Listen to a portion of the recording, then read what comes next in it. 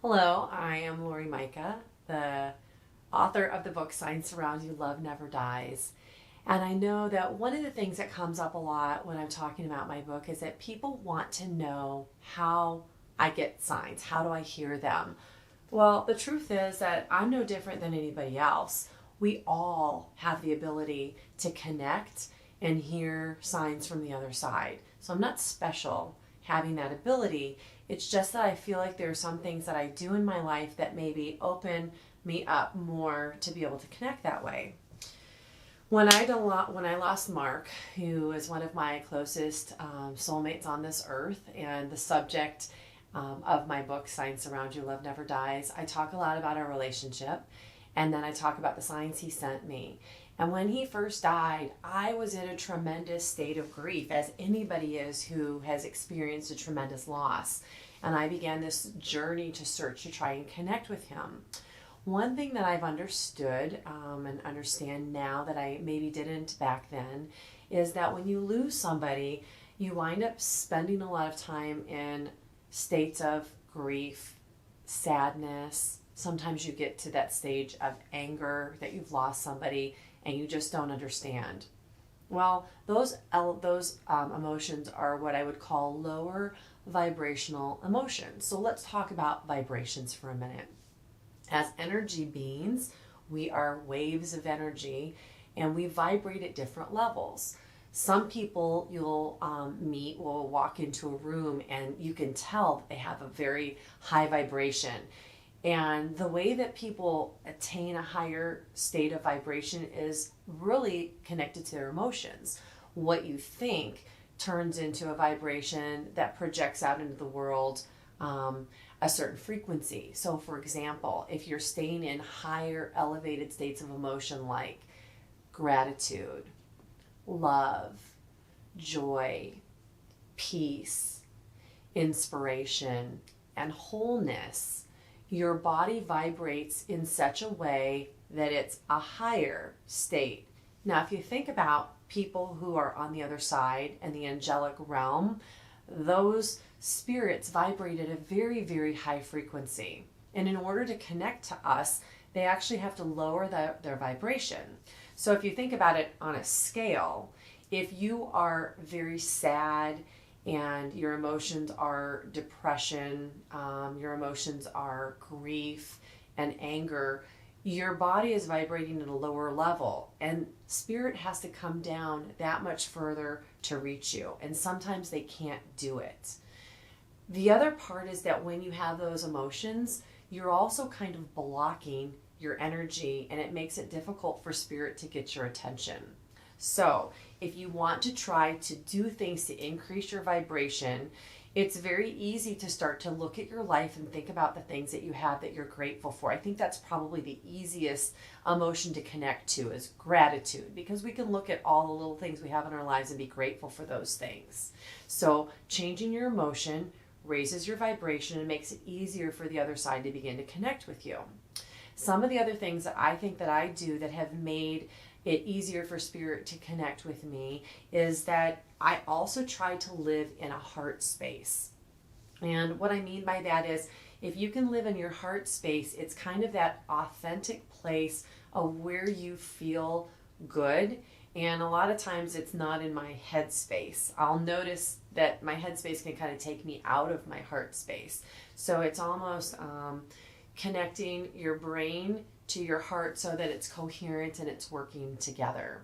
You can reach those states by meditation. Now, I know a lot of people have a difficult time with meditation. For a long time, whenever I would try to meditate, I would actually fall asleep. But there are many, many forms of meditation. One of them that I've been probably doing for most of my life is what I call a walking meditation. All you have to do is put yourself in a state where you feel good, like in nature, and you just begin walking and you try to clear all of your thoughts and just kind of center into those feelings of love and gratitude. And it's actually just a different form of meditation because it changes your brain waves so that you're vibrating at a different level. And again, you're working on things that you can do to raise your vibration. One of the other things that I'm a huge believer in is making sure that I don't have negativity in my life. So I don't put myself in situations where I'm experiencing a lot of drama. I don't have friendships that have a lot of drama. I just stay away from all of that. Another thing that I do to avoid negativity is I don't watch any of the news. I know for some of you that might be hard because I know a lot of you might be news junkies, but I want you to think about ways that you can get the news that aren't necessarily in a TV talk form, because sometimes when you're reading about the news, it evokes different emotions than when you're seeing all these pictures and hearing things that way. But for me, the news just doesn't serve me. I feel like there's so many parts of it that are either skewed in one direction or another, or they might be based in things that I can't control and things that I can't do, and it causes me to get in a kind of more of an agitated state, and it again lowers my vibration. So these are just some of the things I've done.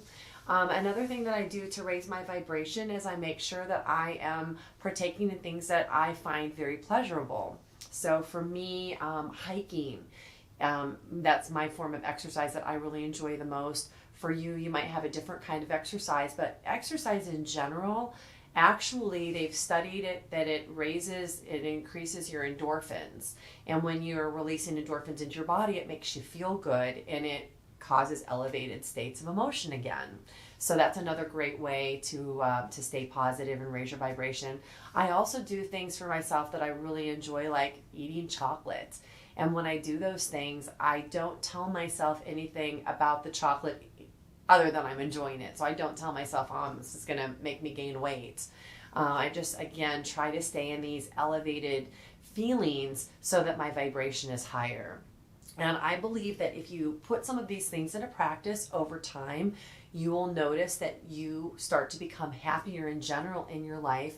But I believe that it's easier for spirit to begin to connect with you. The good thing is that even if you don't do any of these things, one of the areas that spirit can very easily connect to you is in your dreams, because your brain waves are lowered, your inhibitions and your conscious mind is asleep, and spirit is able to come to you in dreams. So maybe before you go to sleep, one of the things that you can do is write an intention. Picture your loved one that you'd like to connect with, and picture them coming into your dreams. Ask them to come to you in your dreams. And you might find that you start to experience dreams every once in a while where they come to you, and it makes you feel good. And that's just another step that you can use. But I hope these tips are really helpful.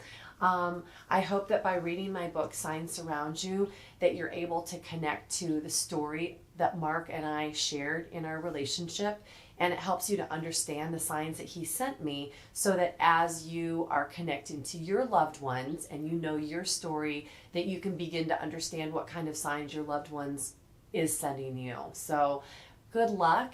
If you have any questions, you can reach out to me on my website, LoriMicah.com. I have a Share Your Story tab. You can share your stories about your signs, which I would really, really love to hear from you. And then, of course, if you have any questions, I would be happy to answer them. But good luck. I want you to connect with your loved ones, because remember, your loved ones want to connect with you. They love you. They're with you every time you think about them, and they love you from the other side, because love never dies.